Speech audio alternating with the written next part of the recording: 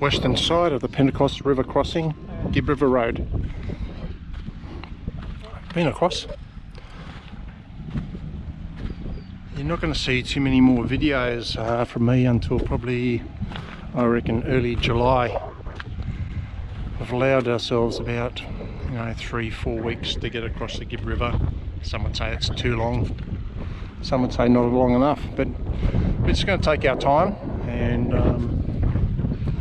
see what we can see along the way across. Try and get up to Honeymoon Bay if we can get a permit. We know we can't get into Walcott Inlet.